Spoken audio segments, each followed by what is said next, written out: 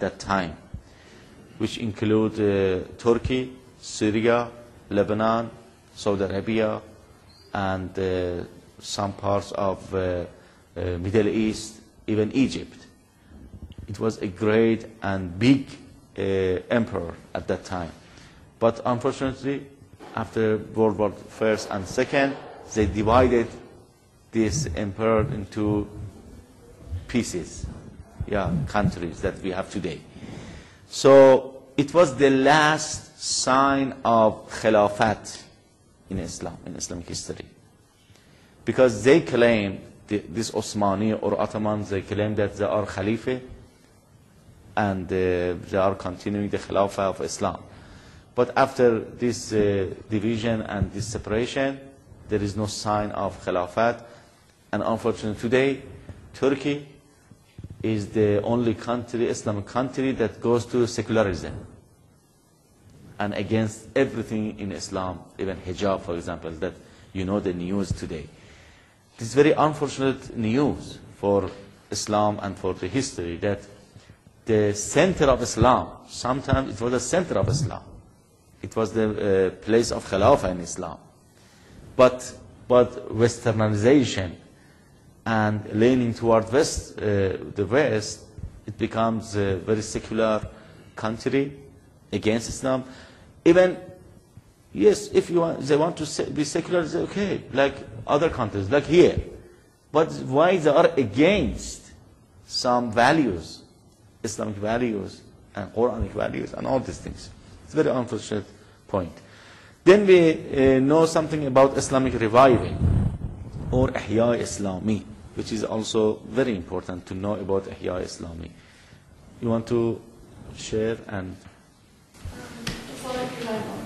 Islamic revival refers to the revival of the Islamic religion throughout the Islamic world that began roughly sometime in 100 years ago and is manifested in greater religious piety, in community feeling, and in a growing adoption of Islamic culture and dress, terminology, separation of the sexes, and values by Muslims. The revival is a reversal of the Westernization approach common in many Arab and Asian governments earlier in the 20th century. It is often associated with Islamism and other forms of re-Islamization. The man cited as the forerunner of re-Islamization was Jamal al-Afghani, who developed Islamist religio-political movements in South Asia and the Middle East. His follower Mohammad Reza started the movement in Egypt. In 1928, Hassan al-Banna established Muslim Brotherhood, the first mass Islamist organization and still considered the world's largest, most influential Islamic group. Other influential revival activists and thinkers include Rashid Rida and Ali Abdul-Razak. In South Asia, Muhammad Iqbal, Muhammad Ali Jinnah, and other Muslim leaders established the Muslim League in South Asia, which led to the establishment of the first Islamic Republic in Pakistan. Sayyid Abdul Ala Maududi was the later leader of the movement who established Jamaat Islami in South Asia. Today is one of the largest Islamic parties in the Indian subcontinent, spanning 4 countries, Pakistan, India, Bangladesh, and Sri Lanka, although the different national parties have no organizational link between them. Yeah, just one more paragraph. The most important event that recently inspired the resurgence was the 1979 Iranian Revolution that established an Islamic Republic in Iran under Ayatollah Imam Khomeini. This event undermined the assumption that Westernization strengthened Muslim countries and was the irreversible trend in the future. Good. So, when you see these recent movements and recent changes that we call Islamic revival or Ihya Islami, and if you want to know Islam today, what happened to Islam, and later on I gave you some information about Islam in other countries and even in the United States, in the West, and all these things. So when we want to know about the history of Islam, we have to have approach to all these movements and these changes that happen in Islamic countries.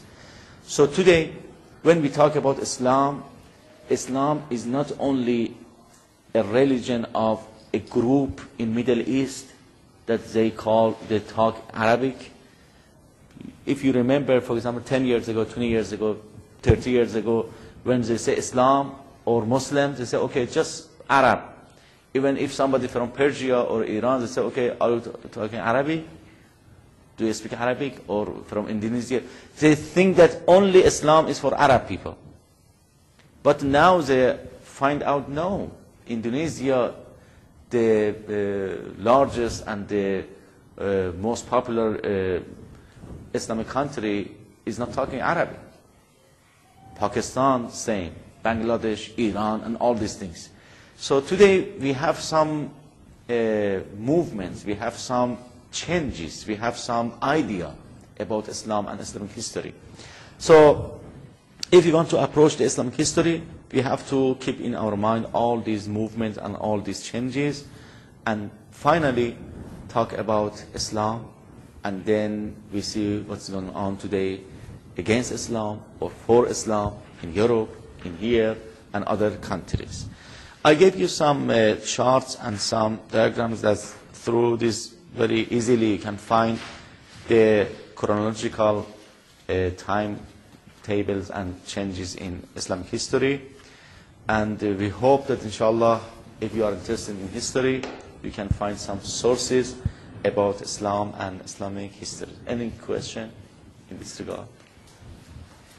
Wassalamu alaikum wa rahmatullah wa barakatuh.